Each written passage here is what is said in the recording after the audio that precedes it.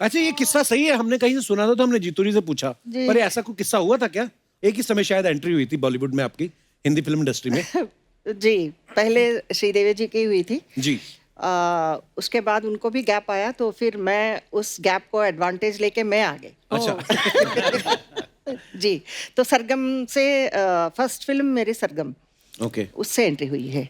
और साथ में कई फिल्मों में हम दोनों जुड़वा बहन जैसे हम लोगों ने काम किया। अच्छा जी। स्क्रीन में बहुत अच्छा लगता था, बहुत मिस कर रही हूँ इस वक्त मैं श्रीदेवी को। आ, लेकिन ऑन स्क्रीन जब कैमरा ऑन होने के बाद हम दोनों ऐसा लगता था कि एकदम सगी बहनें हैं, ये सब कभी भी जिंदगी में नहीं अलग नहीं हो पाएंगे। जब कैमरा कट सुनने के बाद फिर हम, श्रीदेवी उस तो कोने पे बैठती थी, मैं इस तरफ बैठती थी, तो बिल्कुल मतलब डायरेक्टर को भी बहुत तकलीफ होती थी। और ये बात जो है जीतू जी को अच्छा नहीं लगा। जीतू जी ने क्या किया था कि लंच ब्रेक होने के बाद हम दोनों को लेकर आए थे, बातें कराने के लिए, दोनों को कॉम्प्रोमाइज़ कराने के लिए बहुत कोशिश किए, और जीतू जी फेड अप हो गए। अच्छा। तो जीतू जी ने क्या किया था, अच्छा आप लोगों को पनिशमेंट है कि 1 घंटा आप लोगों को इसी कमरे में रहना है, एक दूसरे की शक्ल देखते हुए रहना है। तो बाहर से लॉक कर दिए। अच्छा। तो हम लोगों को मतलब लंच टाइम है, भूख लगी है, लेकिन श्रीदेवी जी उस तरफ देख रही थी, मैं उस तरफ को, मतलब दोनों के चेहरे अलग अलग। 1 घंटे के बाद जीतू जी आए, दरवाजा खोले। Please welcome legendary actors mister Raj Babbar ji and Jaya Prada ji. Raj sir, Archana ji, Jaya ji, आप दोनों का बहुत बहुत स्वागत है। आज आप पहली बार दोनों हमारे शो पे आए हैं, बहुत अच्छा लग रहा है आप दोनों को देख के। बहुत बहुत शुक्रिया। मुझे तो इतनी खुशी हो रही, खाली अर्चना जी को घबराहट हो रही है। क्यों? नहीं, आप दोनों पॉलिटिशियन भी है ना, तो ये पॉलिटिशियन से बड़ा डरती हैं। बनता भी इनका, इन्होंने भी एक किसी की कुर्सी खाई थी, उनको लगता है कि शायद कोई पॉलिटिशियन और कम एक्टर आ रहे हैं तो हमारी ना कुर्सी खा जाए, पर वो अपनी अपनी कुर्सी पे विराजमान है। अर्चना जी, आपको घबराने की जरूरत नहीं है। आइए जया जी, बहुत बहुत स्वागत है आपका। आइए राज सर, जोरदार तालियां एक बार राज सर और जया मैम के लिए। मैम, आप बड़ी प्यारी लग रही हैं। Sir thank you. मुझे तो लगता है कि आपको देखते ही प्यार हो जाता है इंसान को। ऐसे मैं मतलब ऐसे बोल रहा हूँ, मैं कभी कभी हैरान होता हूँ कि आपके सामने लोग चुनाव में खड़े कैसे हो जाते हैं। वो चुनाव लड़ने के लिए, मैं कसम से, मेरे सामने ऐसी उम्मीदवार हो ना, मैं तो पार्टी का सीट छोड़ के अब वोट वाले दिन वोट भी इनको डाला हूँ। काश ऐसा होता तो बहुत अच्छा होता। राज सर, आपका मन नहीं कभी किया अपनी पार्टी छोड़ के इनकी पार्टी में चला जाए? दरअसल मैं इन्हीं के साथ था, लेकिन इन्होंने निकाल दिया मुझे तो याद नहीं है। ओह सर, आप दोनों ने साथ में बहुत सालों बाद शायद काम किया है ना? जी। कितने सालों बाद काम कर रहे हैं आप साथ में? मुझे लगता है कि 20 साल, 18-20 साल। तो आपको साथ में कोई अच्छी स्क्रिप्ट नहीं आ रही थी, या पार्टी के विचार नहीं मिल रहे थे आपस में, इसलिए नहीं साथ में आ रहे थे? विचार तो इनके साथ तो मिल रहे थे।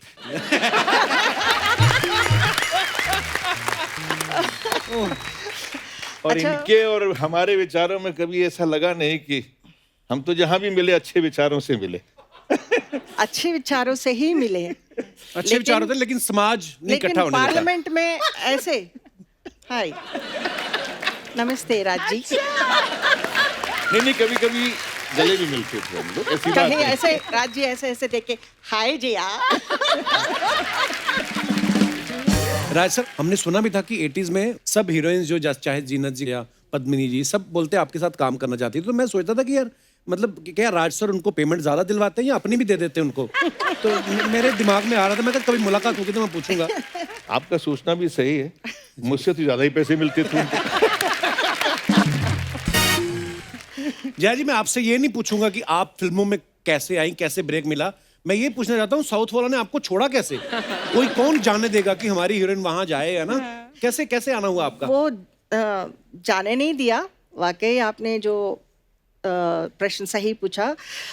जो सरगम ओरिजिनल वर्जन थी वो सिरसिर मुआ, ओके, उसको रीमेक किया था हिंदी में। ओके। और एनएनसीपी साहब और विश्वनाथ जी डायरेक्टर, उन्होंने मुझे रिकमेंड किया था Okay. जो हिंदी वर्जन के लिए। वैसे मुझे एक बहुत बड़ी एंट्री मिली। I am thankful to NNCP साहब एंड विश्वनाथ जी। वाह। जी। अच्छा, सरगम में आपका किरदार था वो बोलता नहीं था। बिल्कुल। तो मैं ये भी पूछना चाहता था आपसे कि मतलब वो पहले से स्क्रिप्ट में ऐसा था कि उस समय आप हिंदी की प्रैक्टिस करी तो आपने खुद ही म्यूट करवा दिया था कि मेरे को अभी म्यूट रखो? नहीं, ओरिजिनल वर्जन में भी वो गुंगी कैरेक्टर थी ओके। और इसमें उसी को रिपीट किया था। ओके। लेकिन जो कैरेक्टर में हम लोगों को जो एक्सप्रेशंस देना है और सामने वालों को भी समझ में आनी चाहिए, तो उस तरह का शुरुआत में मुझे बहुत तकलीफ होती थी। पर बड़ा मुश्किल होता है, बिना बहुत। बोले आपने अपना किरदार निभाना है। जी, विश्वनाथ जी मुझे स्कूल्स में लेके जाते थे। अच्छा जी। तो वहीं से प्रैक्टिस करती थी मैं, उनको देख वाह। के, उनके जो एक्शंस के, उनके मूड्स को और उनके आवाज को। मेरे को समझ में नहीं आया तुम क्या बोल रहे हो। तो इस तरह का जो आवाज देना है वो मुझे आदत पड़ गई थी। अच्छा। तो बाद में जो भी फिल्म करती थी, मुझे जो डायलॉग बोलने के बाद वो साउंड कंटिन्यू होता था। आपको समझ में नहीं आ रहा ऐसा। तो उसको छुड़ाने के लिए बहुत कुछ प्रैक्टिस करना पड़ा वाह। मुझे। थैंक गॉड, बट पिक्चर में तो लोगों को समझ में आई कि मैं क्या बोल रही हूँ। अरे क्या समझ में, आज तक हमारी याद में वो पिक्चर कमाल की पिक्चर थी। और वो गाना तो डफली वाले जी। डफली बजा, जी। वो देख लो, मतलब आज अभी भी वो गाना कहीं ना कहीं हम सुन ही लेते हैं बजता हुआ। एक बात ऐसे मन में आ रही थी मैम, जब आप पहली बार पार्लियामेंट गई थी, एक बार तो सारे एमपी घूम ही गए होंगे ना? हाय हाय, ऐसा हुआ था? जी। सब लोग तेरे जैसे नहीं होते कपिल। मैं आपको अंदर की बात बताऊं, सब लोग मेरे जैसे ही होते हैं, मानता कोई नहीं। राय सर, जब इंसाफ का तराजू, मैं तो आज में ऐसा किरदार निभाया आपने उसमें, मतलब कमाल के। क्या स्टनिंग जो आपने किया ना राज जी उस फिल्म में। पहली बार किसी नेगेटिव कैरेक्टर ने इस तरह से दर्शाया था किसी द सीन्स, और बहुत मुश्किल सीन्स थे। But I remember when I watched that film, I was so impressed and really honestly I thought as who is this actor, and I was so happy when I met. Wow, actually बहुत कमाल की, मतलब बहुत कमाल की अदाकारी थी। राज sir, जब आपके घर वालों ने देखी इंसाफ का तराजू, उनका क्या रिएक्शन था आपका, क्योंकि उसमें नेगेटिव किरदार था? सर ये बड़ा अजीब सी एक है। मेरी माँ अभी हैं, तो पहली बार, जैसे मैंने कहा कि हम लोग मिडिल क्लास फैमिली के थे, विज्ञान भवन के अंदर इसका शो हुआ दिल्ली में। अच्छा। डिस्ट्रीब्यूटर ने कराया था, तो मैं अपनी फैमिली को लेके गया, मेरी माँ भी गई साथ में। तो नेचुरली पीछे बैठे हुए फिल्म देख रहे थे।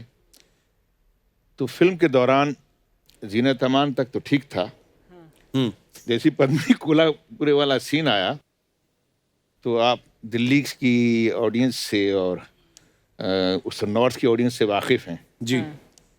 तो जब वो फिल्म की बुराई या किसी एक्टर की एस्तेसी करते हैं तो कोई छोटी मोटी नहीं, बड़ी बड़ी देते हैं।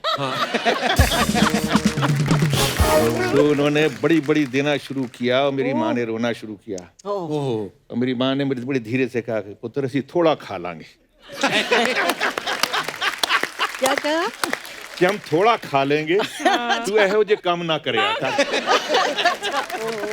यकीन मानिए, जब मेरी माँ ने कहा कि पुत्र ऐहो जा कम ना करे कर, थोड़ा खा लेंगे, this was a big compliment to me कि मैं मतलब अपनी बात कह सका। वाह। अपने डायरेक्टर ने जो मुझे कहा था मैं उसको निभा सका, और यही वो डायरेक्टर चाहते थे। चोपड़ा साहब चाहते भी यही थे, और credit goes to Zeenat Aman.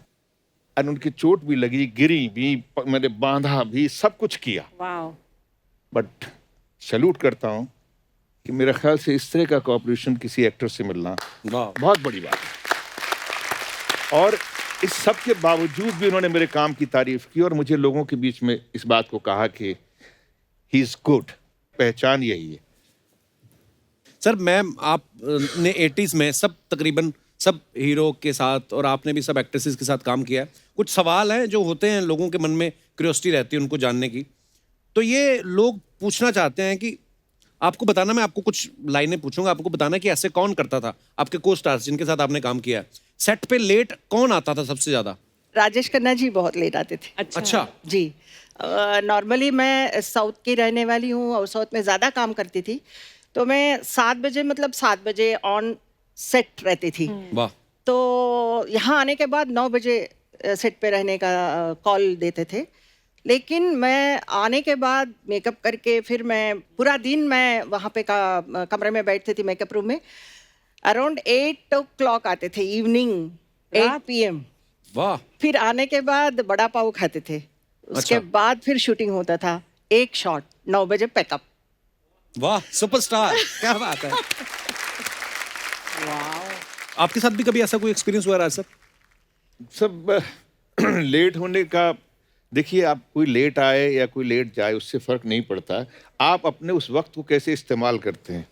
और मैं समझता हूँ कि मैं बड़ा खुशनसीब हूँ कि मेरे जो सीनियर को स्टार थे वो, अगर मान लीजिए सुबह 9 बजे की शिफ्ट है तो वो 2 बजे आए या 3 बजे आए, जब तक मैं 2 शिफ्ट करके आ जाता था।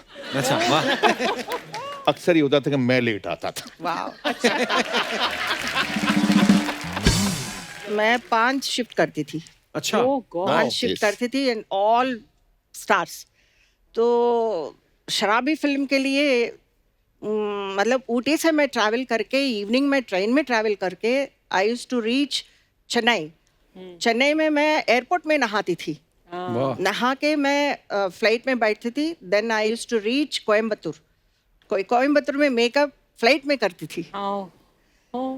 तो इस तरह मैं मतलब मैनेजमेंट करके वहाँ पे भी मतलब उनको मना नहीं कर सकती हूँ। बट साउथ में भी ऐसे ही कि टाइम पे आना है। There all big heroes, you know, icons, NTR, Rajkumar sir, ये सब। तो उनके साथ मेरा कंपैरिजन, तो मैं अभी छोटी बच्ची हूँ, लाइक 16 साल की, 17 साल की हूँ। So I was like, you know, panic हो जाता था। लेकिन it is a load but it is a pride. वाह। तो मैम, फ्लर्ट सबसे ज्यादा कौन करता था हीरो? बोलो। राजी, वो आपकी तरफ देख रही हैं। She's नहीं, looking नहीं। at you. मैं बहुत शरीफ था इनके लिए। राज जी बहुत अच्छे थे। इनके लिए।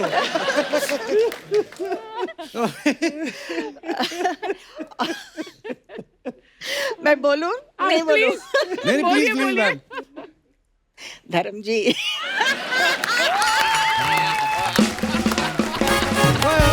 धर्म भाई, I love you. Healthy flirt, healthy flirt. Healthy healthy मतलब धर्म जी को देख के मुझे बहुत डर लगता था। लेकिन उनके साथ काम करने में मजा आता था। और बहुत ही अच्छे हैं, बहुत ही अच्छे हैं। काफ़ी कंफर्टेबल, मतलब एक होता है ना कि फ्रेंडली नेचर के लिए कोशिश करते हैं कि गाने में ठीक हो और एक फ्रीडम हो। इस तरह का धर्म जी बहुत करते थे। लेकिन कभी कभी उनका मन करे तो छोटे छोटे जो हेल्दी फ्लर्ट भी करते।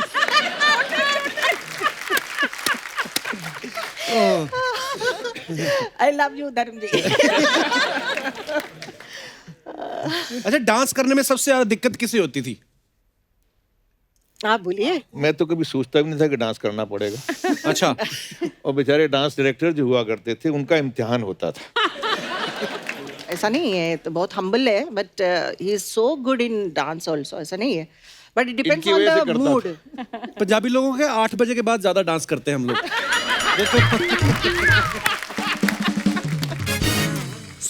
साथियों, आगे बढ़ने से पहले फिल्म से जुड़े 2 और अहम किरदारों को यहाँ पे इनवाइट कर लेते हैं। So please welcome mister Gurpreet Guggi and beautiful Ehana Dhillon. नहीं, मुझे अब याद आया, राज जी और जया जी कैसे आए थे, हम भी वैसे ही आते हैं। चलो यार, आप फिर से तालियां बजाइए।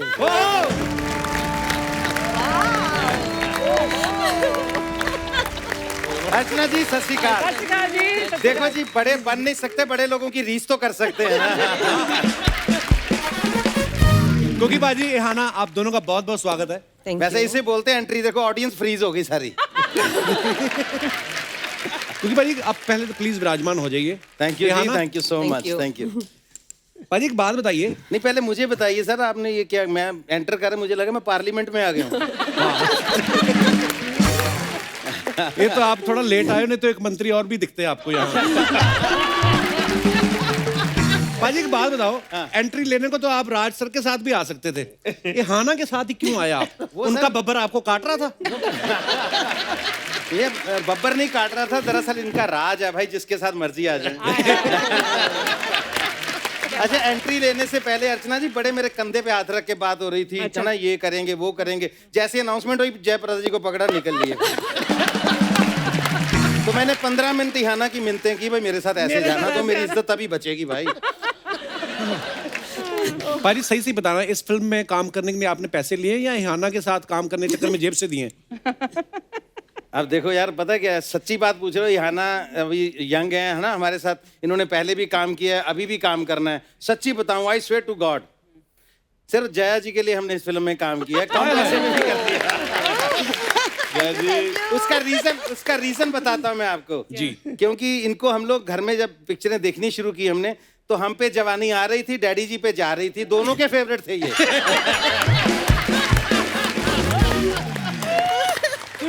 कपिल, तुम्हें तो याद होगा यार, जब हम लोग पंजाब में तो ये कल्चर बहुत था कि तब वीसीआर पे पिक्चर देखनी होती थी तो 10-10 रुपए डाल के सारे वीसीआर लेके आते थे। हाँ। तो जब सुबह वो वापस लेने आता था ना बंदा, अगर वो आधा घंटा लेट हो जाए तो बोले अंधा ये तो फिर से लगा दे यार, इंसाफ का तराजू फिर से लगा दे। वो 15 मिनट की देख लेते थे, लगता था बोनस मिल गया रिपीट में देखने से। और मुझे याद है, तोहफा फिल्म हमारे घर में लगी हुई, तो हमारे घर में बहुत झगड़ा हुआ था इस बात पे।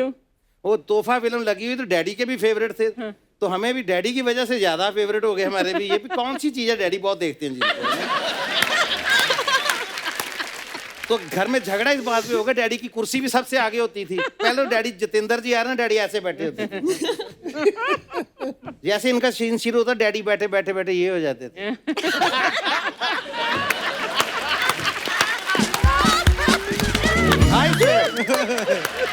तो एक दिन तो मम्मी भड़क गई पूरा में, घुस जाओ टीवी में, घुस जाओ। ये सच्चा वाकया हमारे घर का। तो जब मैंने अपने डैडी को बताया कि डैडी मुझे मौका मिल रहा है जया जी के साथ काम करने का, तो उन्होंने मुझे बुला के बहुत समझदारी से, सियानी से एक बात समझाई। उन्होंने कि बेटा, मैंने कहा पुत्र पैसे दी परवाह ना करी, काम कर ली। और मेरे डैडी ने जिस दिन आपके साथ पहला सीन था मेरा, भूत अंकल तुसी ग्रेट हो, जब हम ये कर रहे थे जी, तो उन्होंने एक क्वेश्चन आपके लिए भी भेजा था। अगर आपको, मैं तब पूछ नहीं पाया, मेरी हिम्मत नहीं हुई, तो अगर आप समझें तो मैं आप पूछ सकता हूँ। तो डैडी ने कहा था उनसे पूछ के आना, ये जो यहाँ मस्सा तिल लगाती हैं, ये ओरिजिनल है कि लगाती हैं?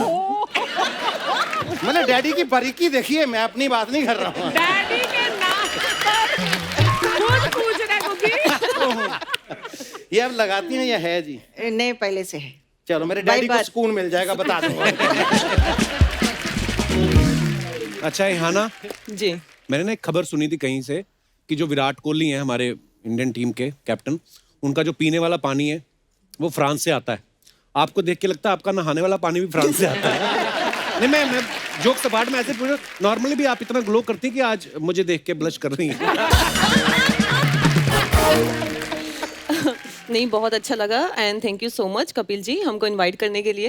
एंड ऑब्वियसली इतने सारे सीनियर्स के साथ यहाँ पे स्टेज के ऊपर बैठना मेरे लिए एक बहुत ही एक गर्व की बात है। एंड अर्चना जी एंड जो अब अगर पानी की बात करें, मैं एक्चुअली आई थिंक जीन्स में है। पंजाबी हमेशा ग्लो ही करते हैं, जैसे आपकी टी शर्ट ही ग्लो कर रही है, ऐसा लग रहा है उसके ऊपर लाइटें लगी हुई हैं। मैं तो अभी वेकेशन में था, 1-2 किलो मेरा बढ़ गया, नहीं तो मैं भी बड़ा ग्लो कर रहा था। अच्छा, मैंने ना एक चीज देखी है राज सर, आपने भी नोटिस किया होगा, स्पेशली जय जी पंजाबी फिल्मों में, गुगी पाजी इस बात के गवाह हैं, हमारे जितने भी सिंगर्स हैं सब हीरो हैं, ऑलमोस्ट सब हीरो हैं, और जितनी भी हीरोइंस हैं तकरीबन वो फॉरेन रिटर्न है। तो आपने यहाँ ना इस फिल्म के लिए ऑडिशन दिया था कि वीजा दिखा के रोल, मतलब ये आपने बिल्कुल सही बात बोली। एक्चुअली पंजाब में जो मोस्टली हीरोइंस हैं वो फॉरेन रिटर्न है। एंड अगर आप अभी चेहरे की बात कर रहे थे, सो अर्चना जी मैंने एक्चुअली काफ़ी बार ये प्रॉब्लम फेस किया है पंजाबी इंडस्ट्री में, बिकॉज मैं बिलोंग करती हूँ पंजाब से, फरीदकोट से बिलोंग करती हूँ, जो किसी को यकीन नहीं होता कि I am from Faridkot. And जब मेरे को किसी भी मूवी का ऑफर आता है, मेरे को हमेशा से क्योंकि एक पिंड से बिलोंग करते हैं, तो मुझे हमेशा शौक था कि मैं एक देसी कैरेक्टर प्ले करूं। और जब भी मेरे को कोई मूवी का ऑफर आता था, जब मुझे लगता था कि हाँ I want to do this character, तो मेरे को पंजाब वाले बोलते थे ये आप पे सूट नहीं करेगा, आप बहुत ज्यादा सुंदर दिख रहे हो इसके अंदर, और आपके चेहरे पे सूट नहीं करेगा। और आपने मान लिया?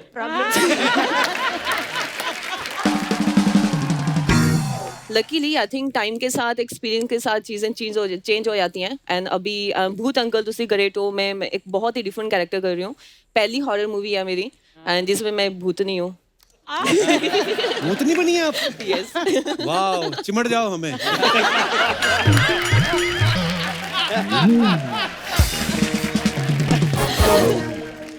मैं बहुत, जो हमारे दर्शकों को, बहुत सारे लोगों को पता भी है, मैं हमेशा बोलता रहता हूँ, लेकिन मैंने जब ये शुरुआत की स्टेज पे थोड़ा बहुत स्टैंड अप कॉमेडी करना शुरू किया, तो शुरुआत मैंने मतलब कुकी पाजी को देख के सीखा है. और इनसे एक चीज़ तो मैंने कम से कम ये सीखी है कि कभी भी बिलो द बेल्ट कंटेंट नहीं हुआ कुकी पाजी का, जो मैं इनका फैन हूँ. क्या बात. आपकी क्वालिटी है ये, नो डाउट के मेरा छोटा भाई है, लेकिन इसका मकाम इतना ऊंचा है आज कि इस तक पहुंचना बहुत मुश्किल है. तो मतलब आपके ऊपर खड़े होके तो मतलब सारी दुनिया देख सकता है बंदा, आप इतने ऊंचे कद के. पाजी मुझे याद आ गया यार, एक बहुत साल पहले आपने अपने एल्बम में किया था ना, मैं चाहता हूँ ऐसे ही, तो अर्चना जी ने नहीं देखा होगा, वो जो शादी वाला एक था ना, कि शादी में जो सारे रिश्तेदार परफॉर्म करते हैं, माँ कैसे नाचती है और बहन. वो पाजी थोड़ा सा हो जाए प्लीज. ओ पाजी प्लीज खड़े हो. अरे सर, पता है क्या, स्टेज पे परफॉर्म करना बहुत आसान होता है, इम्तिहान देना बहुत मुश्किल होता है. कि मैं कोशिश करता हूँ. तो हमारे पंजाबी में क्या होता है ना सर, जब शादियाँ होती हैं तो पता ही नहीं चलता कौन कौन आके भंगड़ा डाल रहा है शादी में, और क्यों डाल रहा है, कब तक डाल रहा है, पता ही नहीं. उसको बताना पड़ता है, भाई 3 दिन हो गए, शादी खत्म हो गई, बस कर दो. अच्छा, फिर उनकी सुई अटक जाती है, 4 पैग लगे हो तो वैसे ही नहीं पता चलता. अच्छा, फिर वो एक 50 का नोट निकाल के सारे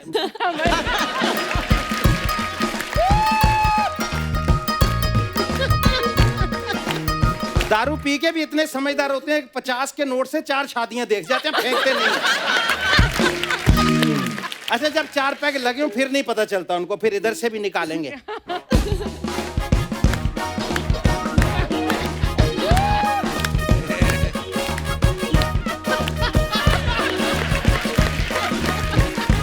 अच्छा, सुबह होश आ जाती है, सारे लोग सो रहे होते हैं, तो वो अकेला घूम रहा होता है वहां पे.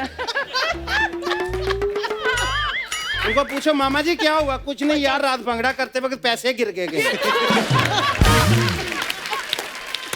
बोला गिरे नहीं, वो तो ले गए ढोल वाले के बच्चे, खा भी गए अब तक. तो ये हमारे वहाँ चलता है. अच्छा, सुई अटक जाती है तो पंजाबी में जब भी भंगड़ा होता है तो एक ही लाइन से शुरू होता है, ओ बारी बरसी खटन गया सी, खट के ले आंदा टांगा. बारी बरसी खटन गया से शुरू होता है ना. अब उनकी एक बंदा हमारा रिश्तेदार है, नाम नहीं लूंगा, वो रिश्तेदारी टूट जाएगी. तो 10 पैग लगे हुए और लगा हुआ है, बारी बरसी खटन गया सी, खट के ले आंदा टांगा. उसको लगा टांगा बहुत बड़ी चीज है जो मैं काट के ले आया हूँ. बारी बरसी खटन गया सी, खट के ले आंदा टांगा. अब आगे उसको बोले, वो राइम नहीं बन रही उससे, तो लोग बोर हो रहे हैं. अब यार शुरू करें, क्योंकि जब आगे बोलेगा तो ढोल शुरू होगा ना. बारी बरसी खटन गया सी, खट के ले आंदा टांगा. पीछे कुछ दुखी हो रहा था मेरा, बोला आगे क्या भाई? बोला आगे कोढ़ा.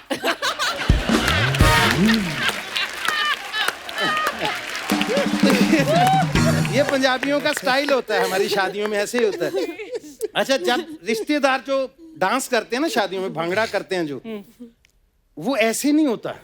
उसका एक अंदर से फील होता है, ये बंदा ऐसे क्यों नाच रहा है. सारे एक जैसा नहीं नाचते. अच्छा, दूल्हे की जो माँ होती है ना, उसके सर पे बोझ बहुत होता है. रिश्तेदार आ रखे हैं, सबको अटेंड करना है, कल की तैयारी करनी है. वो बुआ जी नाराज हो रहे हैं, उसको पकड़ के लाना पड़ता है. चाची नाचा आके, उसका दिल बिल्कुल नहीं होता नाचने का, सर पे बोझ है लेकिन उसको नाचना है. तो फिर वो फॉर्मेलिटी करती है. कैसे करती है? उसको शर्म भी आती है, यार जेठ भी बैठे हैं, ससुर भी इसमें बैठे हैं, बड़े बुजुर्ग भी बैठे हैं, तो इतना पहले तो चुन्नी ऐसे करके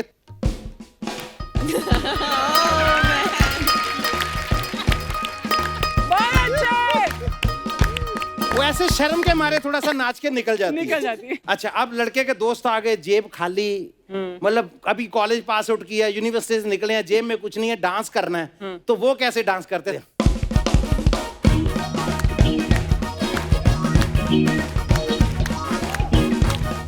वो ऐसे क्यों नाचते हैं, इसका भी मतलब होता है। क्या? उसका मतलब ये होता है भी पैसे या नहीं, पंगड़ा जितना मर्जी पाओ।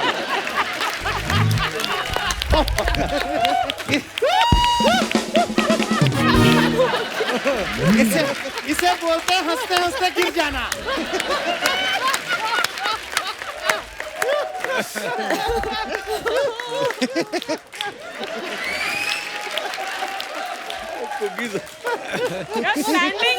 स्टैंडिंग ओवेशन तो सुना था, ये तो लाइंग डाउन ओवेशन दे दिया यार। वैसे यार मेरा जोक इतना गिरा हुआ तो नहीं था। कुछ रिश्तेदार शादी में ऐसे आते हैं जिनको बुलाना पड़ता है। अच्छा। तो क्या करें यार, बुलाना पड़ेगा। वो भी शादी में आ जाते हैं इसलिए कि जाना पड़ेगा। अब दिल से खुशी कोई नहीं है शादी की, अब उनको पकड़ के ले आते डांस करो, तो वो भांगड़ा कैसे करते हैं।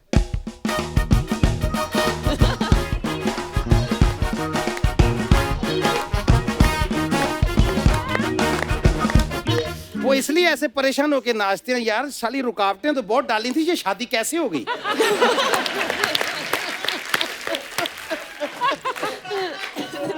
अच्छा, दूल्हे की बहनें पंजाब में कैसे नाचती है? पाजी जिन्ना तेज आंदा उन्ना ही बजा दो।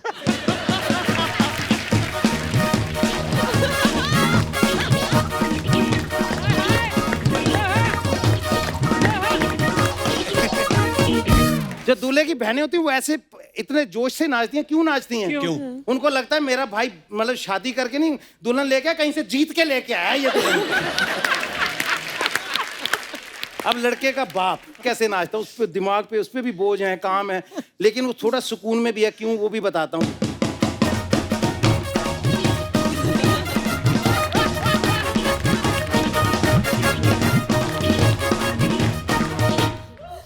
इसका ये नाचने का कारण, उसका रीजन क्या है? क्या? वो सोचता चलो यार ये भी सर पे बहुत बड़ा बोझ था, ये भी काम खत्म हो गया।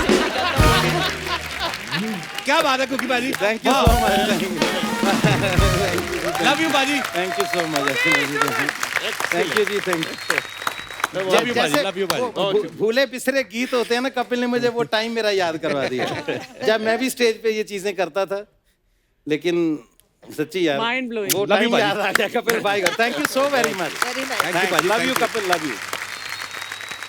अच्छा जया मैम पाजी आज हमारे शो पे पहली बार आई हैं, लेकिन आपको पता है आपका जिक्र होता रहता है। अभी हाल ही में जीतू जी आए थे तो उन्होंने कुछ कहा था, मैं आपको दिखाना चाहता हूँ। Please have a look. Jitu ji, हमने ना एक और किस्सा सुना है कि आपने और राजेश खन्ना साहब ने एक बार जयाप्रदा जी को और श्रीदेवी जी को एक रूम में बंद कर दिया था। क्या बात करूं, मैं उनको क्यों बंद करूंगा? नहीं उन दोनों को एक रूम में बंद करता तो कोई भी बाहर नहीं निकलता। मैं तो हमेशा बोलता था कि श्रीदेवी एंड जयप्रदा और मैं ब्रेड एंड बटर।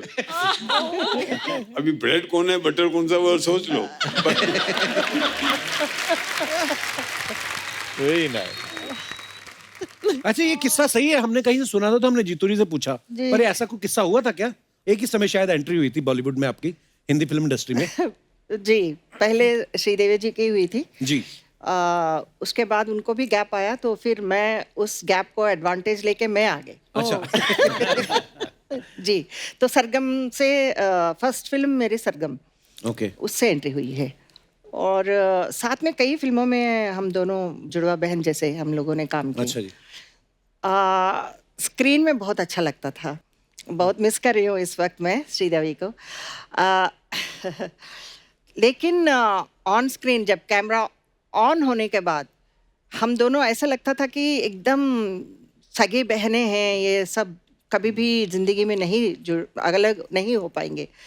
जब कैमरा कट सुनने के बाद फिर हम, श्रीदेवी उस कोने पे बैठती थी, मैं इस तरफ बैठती थी, तो बिल्कुल मतलब डायरेक्टर को भी बहुत तकलीफ होती थी। और ये बात जो है जीतू जी को अच्छा नहीं लगा। जीतू जी ने क्या किया था कि लंच ब्रेक होने के बाद हम दोनों को लेकर आए थे, बातें कराने के लिए, दोनों को कॉम्प्रोमाइज़ कराने के लिए बहुत कोशिश किए, और जीतू जी फेड अप हो गए। अच्छा। तो जीतू जी ने क्या किया था, अच्छा आप लोगों को पनिशमेंट है कि 1 घंटा आप लोगों को इसी कमरे में रहना है, एक दूसरे की शक्ल देखते हुए रहना है। तो बाहर से लॉक कर दिए। अच्छा। तो हम लोगों को मतलब लंच टाइम है, भूख लगी है, लेकिन श्रीदेवी जी उस तरफ देख रही थी, मैं उस तरफ को, मतलब दोनों के चेहरे अलग अलग। 1 घंटे के बाद जीतू जी आए, दरवाजा खोले, उसके बाद अच्छा क्या हुआ, आप लोग सेट हो गए? मैंने कहा कुछ नहीं सर, आप मुझे छोड़ दीजिए। तो श्रीदेवी ने बोला प्लीज मुझे भूख लगी है, चले गए अलग अलग। तुझे तो परेशान हो गए, बट आई लव हर। हाँ, पर एक टाइम के बाद ये बातों पे हंसी भी तो आती होगी सोच के कि यार अब मैं ऐसा भी होता एक्चुअली था। हम लोगों को ऐसा लगता था कि हमारे लिए कोई अगर फाइटिंग नेचर हो तो वो श्रीदेवी है। उनको भी ऐसा लगता था कि अगर हम लोगों को ऑन सेट्स टैलेंट को प्रूव करना हो, एक डांस प्रूव करना हो, शॉट प्रूव करना हो, तो she is to think that ये okay, she is also like you know competition में। वाह, अब मैं अकेली हो गई हूँ। so sweet of you. पर हमारा सौभाग्य है कि आपके साथ यहाँ पे आज हम बैठे बातें कर रहे हैं और इतने मजेदार किस्से सुन रहे हैं। और ऑफ कोर्स श्रीदेवी जी, आपको हम हमेशा मिस करेंगे। अच्छा कुगी पाजी कुछ सवाल थे एक्चुअली, क्योंकि राज सर आप भी पॉलिटिशियन हैं, जय जी आप भी पॉलिटिशियन हैं, कुगी पाजी भी पॉलिटिक्स में काफी रुचि रखते हैं, आप एक्टर्स भी हैं तो पॉलिटिशियन में। तो मैं कुछ सवाल पूछना चाहता हूँ, मजेदार सवाल है वैसे, कि डायलॉग बाजी जो होती है ज्यादा कहाँ होती है, फिल्मों में या इलेक्शन में? सीनियर्स बताएंगे। सबकी उंगलियां मेरी तरफ क्यों उठ रही हैं? आप सीनियर हैं। दरअसल ये तो सच है कि अपनी बात को कन्वे करने के लिए कुछ तो हम इस तरह की बातों को तैयार करते हैं कि भाई जो अपनी बात कहनी है कैसे कम समय में कम लफ्ज़ों में हम अपनी बात कह सकें। तो फिर ज़बान जो है यहाँ से बोलनी पड़ती है, और समझ तभी सकता है जब आदमी यहाँ से बोलता है। बिल्कुल, तो मेरे ख्याल से मेरा तो यही अनुभव है। ट्रू बात, एग्री सर। जय जी कभी ऐसा हुआ आप कभी ऐसे किसी राजनीतिक मंच पे खड़ी हैं और बड़ा सीरियस किसी मुद्दे पे बात कर रही हैं और नीचे से कोई फैन आया, मैडम जी डफली वाले डफली बजा पे डांस देखना, कोई ऐसे भी तो लोग आते होंगे? जी, ऐसे है कि वहाँ राजनीति के जो मंच पे हम खड़े होते हैं तो बीच में से एक ऐसे करते हैं, चश्मा निकालो, अच्छा, आपका शक्ल देखना है। It's so irritating. तो ऐसे कहते हैं कि दे दे प्यार दे गाओ, दे दे प्यार दे गाओ। फिर मंच पे जो अनाउंसमेंट करने वाले होते हैं बोले आपकी दे दे प्यार देने वाली अभिनेत्री राजनेता आई है, तालियां।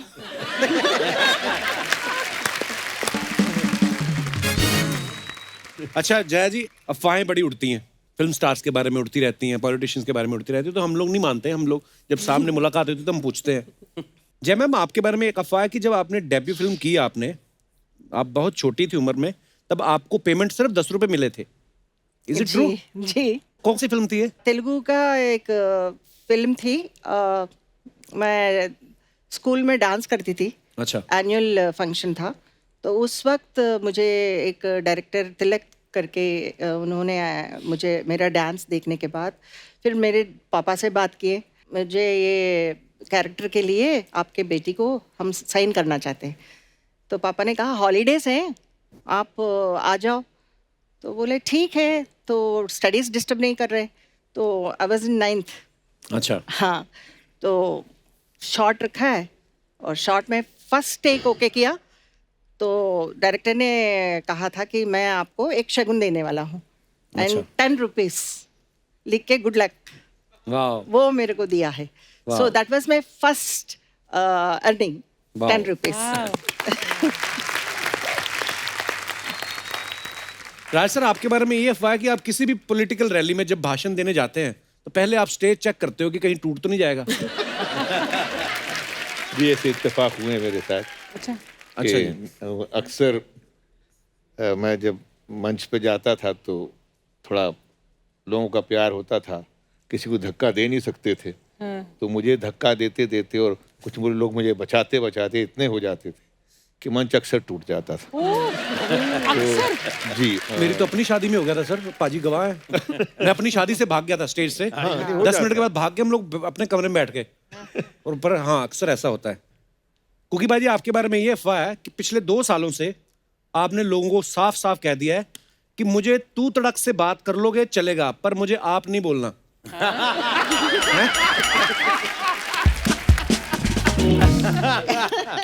बिल्कुल सही बात है जी। जब से आप सुनने की आदत डालनी शुरू कर दी हमने, उतनी जलालत वैसे कभी नहीं हुई है। तो तू तड़ा की ठीक है भाई, बंदा ना, क्योंकि आदमी को चाहिए उड़ान में रहे मगर वापसी भी ध्यान में रहे। वाह क्या बात है। इहाना, आपके बारे में एक अफवाह है कि आपको मीठा इतना पसंद है कि सुना है कि जब भी आप शादी करेंगी किसी गुजराती से करेंगी। मुझे लगा हलवाई से करेंगे। नहीं, आई थिंक मीठा तो ये पंजाबियों के खून में होता है। हम सबको ही मीठा बहुत पसंद है, पंजाबियों को। यस, मुझे भी मीठा बहुत पसंद है। वो अलग बात है, इस प्रोफेशन में रह के आपको थोड़ा सा ध्यान रखना पड़ता है। हम ज़्यादा खा नहीं पाते, बट या जैना में एक अफवाह ये है कि शक्ति कपूर जी का एक फेमस डायलॉग है, आओ ललिता। जी तो वो आपको याद करके बनाया गया था क्योंकि आपका असली नाम जो है वो ललिता था। जी। Is it true ma'am? फिल्म में श्रीदेवी जी का नाम है ललिता, तो श्रीदेवी जी से शादी करना चाहते थे उस फिल्म में। तो जब भी श्रीदेवी को देखते थे तो शक्ति जी कहते थे कि आओ ललिता। वो फेमस है मुझे देख के नहीं। Oh wow. यहाँ ना एक अफवाह ये है कि कल से आप मेरा नंबर ट्राई कर रही हैं। लग नहीं रहा क्योंकि किसी ने आपको मेरा गलत नंबर दे दिया। और ये बात सही, मुझे भी बोल रहे थे कपिल का सही नंबर लेके देना मुझे। अभी इन्होंने ग्रीन रूम में कहा मुझे। नहीं, वो गिन्नी का नंबर दे दिया होगा तुम्हें। ये नहीं शो चलने देंगे आपका, मुझे पता है। अगली अफवाह सुनना फिर जरूर ध्यान से। पाजी, सुना है कि एक शो से आपको सिद्धू पाजी की जगह बैठने का ऑफर आया।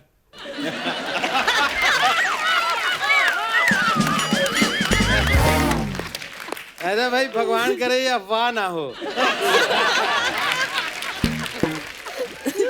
इसी के साथ ही हमारी अफवाहें समाप्त होती। बहुत बहुत धन्यवाद। सबकी जोरदार तालियों के बीच में बुलाना चाहूंगा इस फिल्म के प्रोड्यूसर और डायरेक्टर साहब को, जिन्होंने 80 के दशक में प्यार झुकता नहीं, तेरी मेहरबानियां, नसीब अपना अपना और फूल बने अंगारे जैसी कई सुपरहिट फिल्में बनाई। प्लीज वेलकम जाने माने producer and director mister KC Bokadia और famous choreographer mister Pappu Khanna ji. Sir नमस्कार जी, वेलकम। आइए सर, बहुत बहुत स्वागत है। एक बार जोरदार तालियां हो जाए। बैठी बैठी। बोकाडिया साहब, खन्ना साहब, आप दोनों का बहुत बहुत स्वागत है। तालियां और जोर से होनी चाहिए जरा, क्योंकि बोकाडिया साहब आज हमारे शो पे पहली बार आए हैं और आज ही के दिन बोकाडिया साहब के हमारी इंडस्ट्री में 50 साल पूरे हो गए। बोकाडिया साहब, बहुत बहुत मुबारक हो आपको। क्या बात है। आज से 50 साल पहले आज बोकाडिया साहब की पहली पिक्चर शुरू हुई थी, क्या नाम? रिवाज। संजीव कुमार, माला सिन्हा, शत्रुघ्न सिन्हा। अच्छा। एंड मैं hardly I was just 20 years. और ऐसे ऐसे इंसिडेंट थे। इतना छोटा पतला दुबला था। एक बार उदयपुर में शूटिंग थी, तो मेरी शूटिंग पे पुलिस वाले मुझे ही रोक रहे, तो मुझे स्पोर्ट बॉय को बोलना पड़ा कि इसको बोल यार मैं प्रोड्यूसर हूँ, मुझे अंदर जाना।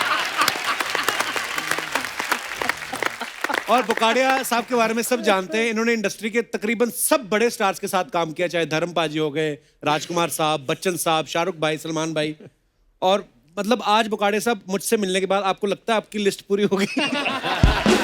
अधूरी है सर, मेरी एक लिस्ट में एक कमी है और वो पता नहीं मुझे, आई डोंट नो। मैं आपको कई सालों से चीज कर रहा हूँ, ट्रस्ट करें।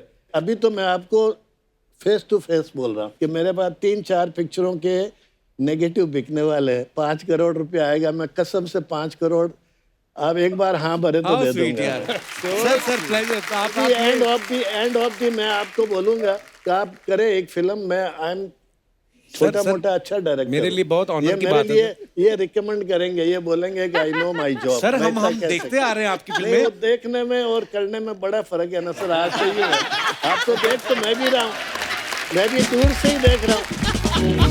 आज आप यकीन करें, आप सर सबको नचा रहे हो आप। ये मैं बोलता हूँ, इससे बड़ा एक्टर कोई नहीं हो सकता। तो आपके शो में अभी आना था तो ऐसा एक्साइटमेंट था घर में। अब एक बेटी बोले आप कपड़े सूट वो कोट खरीद के जाना, एक बेटी, मैं कह रही एक कोट का 10,000 लगेगा, 10,000 में एक मांगने वाले को निपटा दूंगा, 4 दिन के बाद फिर शूटिंग है। आपके शो का इतना एक्साइटमेंट है। मैं अंदर से बात बताऊं, हमारी फैमिली में हम टिपिकल मारवाड़ी फैमिली है, जैन फैमिली है। कभी परिवार वाले शूटिंग देखने नहीं आए, ना मेरी वाइफ को कभी शौक है। पहली बार पब्लिकली मेरी वाइफ इस शो में एक्साइटेड होके आई, कपिल शर्मा के शो तो मैं चलूंगी। अरे मैम बहुत बहुत स्वागत है आपका। हिंदुस्तान का नाम आपने, अगर हमारा छोटा सा गांव मेड़ता सिटी से लेके अमेरिका तक लोग आपको जानते हैं, कन्याकुमारी से लेके हिमाचल प्रदेश तक, तो आपकी मदर को, आपके दुआएं सर, परिवार दुआएं को, सबकी। आपकी पूरी टीम को, डायरेक्टर को, टेक्निकली जो भी आपके साथ एक्टर है, बाकी लोग भी, सबका कंट्रीब्यूशन है। सबको मैं बिल्कुल बीइंग एल्डरली दुआएं करता हूँ कि आप बस भगवान आपको इसी तरह रखे। क्या बात। थैंक यू सो मच बुकाड़िया साहब। तो सर सर कपिल साहब, आपने दिल जीत लिया था शो से बाहर। जब मैं पहले मिला तो पोस्टर में नाम पढ़ते थे ना, केसी बुकाड़िया द्वारा निर्मित, और केसी बुकाड़िया, मुझे तो घोड़े पे आते होंगे, पीछे बंदे होते हैं, ऐसा नाम है मतलब केसी बुकाड़िया। जब मिला तो इतने स्वीट और इतने, लव यू सर, बहुत बड़ा मजा आया आपसे मिलके। और आपको पता है इस फिल्म के राइटर, डायरेक्टर, प्रोड्यूसर बुकाड़िया साहब ही हैं। सर आप टैलेंटेड ज्यादा हैं या कंजूस ज्यादा हैं?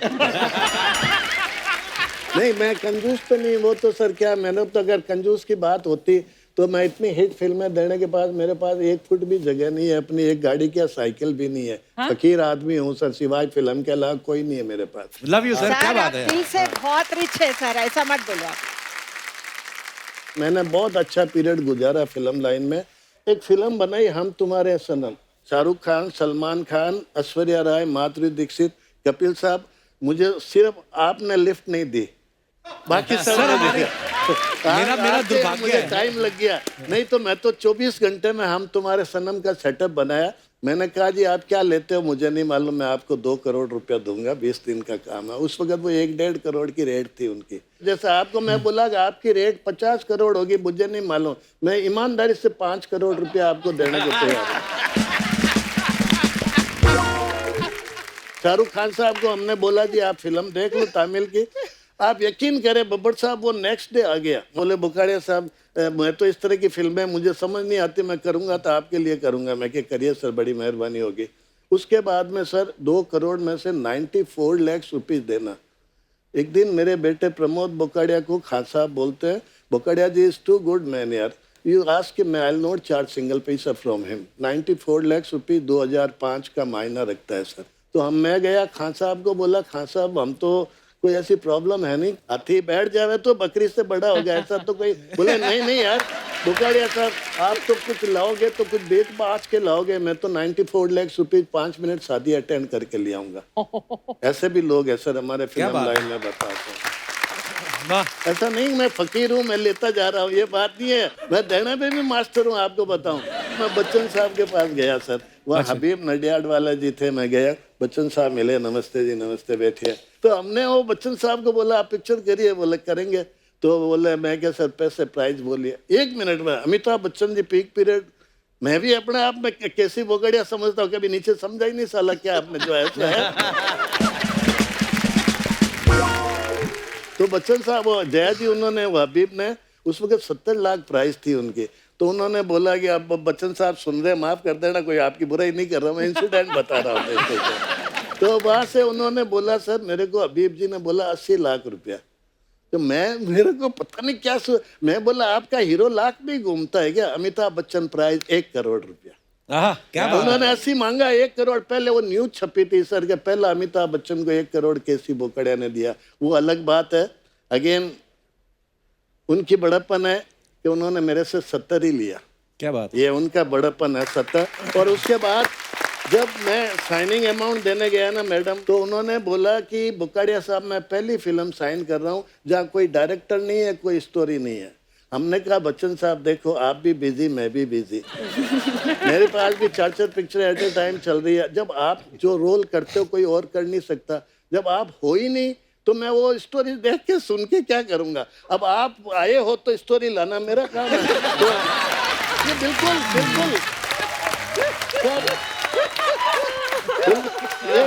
सर, ये बोलने में भी अगर गलत होता तो मुझे पता है कि बच्चन साहब भी कोई और शो देखे नहीं देखे, कपिल शर्मा का शो जरूर देखे। मतलब नरेंद्र मोदी जी भी देखते होंगे, आपको बताओ। मैं सर ऐसा बेवकूफ नहीं हूँ कि आपको 5 करोड़ फेंक रहा हूँ, मैं पैसा है नहीं है। हाँ। अब जो कहना सुनना कह दिया, इसके आगे नहीं तो आपके पास पूछने की जगह न मेरे बोलने की है। आपका आपने बहुत लाजवाब कर दिया सर हमें। बगाड़े साहब, अब हम समझ सकते हैं कि आपकी फिल्में जो हैं इतनी बड़ी बड़ी हिट कैसे हुई। आप ना, आपकी इंटेंशन, जैसे आपने कहा कि आप कैसे बच्चन साहब से मिले, जो दिल खोल लेता है आदमी ना किसी के साथ, वो फिर उसको जीत ही लेता है। आपने हमें अपना बना ही चुके हैं आप। लव यू बगाड़े साहब। नहीं, thank you sir. Pappu sir कैसे हैं आप? बहुत बढ़िया सर। नहीं, आप बड़े दुखी बैठे थे। मैं पर्स वर्स तो नहीं गिर गया आपका? नहीं, बहुत नहीं बढ़िया दुखी नहीं, कोरियोग्राफर आपके सामने एकदम नर्वस हो गया। नहीं। पप्पू जी, आपका नाम बड़ा क्यूट है सर। ये आपका मेन नाम है कि आप क्यूट दिखने के चक्कर में आपने जानबूझ के बदला ही नहीं? नहीं, मेरे बचपन से ही पप्पू खन्ना ही रख दिया। राजन खन्ना मेरा नाम है एक्चुअली। अच्छा जी। मगर पप्पू खन्ना से पहचाने जाते स्टार्ट किया हमने। राज जी के साथ इतनी पिक्चरें की है, हर एक पिक्चर इनकी, शहीद उधम सिंह, निकाह, मजदूर, आज की आवाज़, कल की आवाज़, सारी पिक्चर। BR फिल्म्स मेरे गॉडफादर, उन्होंने काफ़ी मेरे को ब्रेक दिया। जैसे फैमिली डॉक्टर होता है वैसे फैमिली डांस डायरेक्टर था। सब उनकी BR फिल्म्स की सारी पिक्चर मैं करता था। राज जी के साथ करते करते बोकाड़े जी के साथ 50 गाने कर चुका हूँ, हिंदी से लेके सारी। इनकी एक भोजपुरी पिक्चर डायरेक्शन भी किया हूँ। तो बगाड़े साहब आपको पसंद ज्यादा करते हैं, आपने लोन लिया था इनसे? प्यार है इनका हमेशा। किस्त भी नहीं लेते मेरे से, तो लोन क्या लेंगे। अच्छा राज सर, मैं अपने दोस्त से मिलवाना, आप पहले मिल चुके हैं, अभी आया था, उसको बड़ा शौक है आपकी आवाज निकालने का। चंदू, तो ये आपका जेन्युइनली फैन है, ये ऐसे ही नहीं बोल रहा था अपनी एंट्री में, और ये आपकी चंदू 97 98 में मैंने आपको मिमिक किया था। क्या बात कर रहे हो, वाह। और जो भी आप बोलते सर, उसमें इतनी इंटेंसिटी होती है कि डायलॉग मैंने कभी आपके बहुत कम सुने हैं, लेकिन आपको मैंने बड़ा ऑब्जर्व किया है कि आप कैसे करते हैं, किस तरह से उस सीन में जान भर देते हैं। तो मैं थोड़ा सा करके बताऊंगा, प्लीज आपकी इजाजत हो तो। Please sir. एक मैंने सीन देखा था कि लड़की अंदर है, तो आपका नेगेटिव रोल था, तो आप चटकने लगाते हैं रूम की, तो फिर कैसे उसको कहते हैं?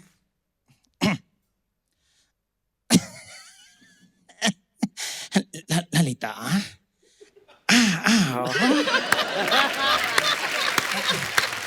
हमारे पास एक आदमी 2 बूंद पानी के लिए तड़प रहा है और तुम उसे पानी नहीं दे रही। आओ।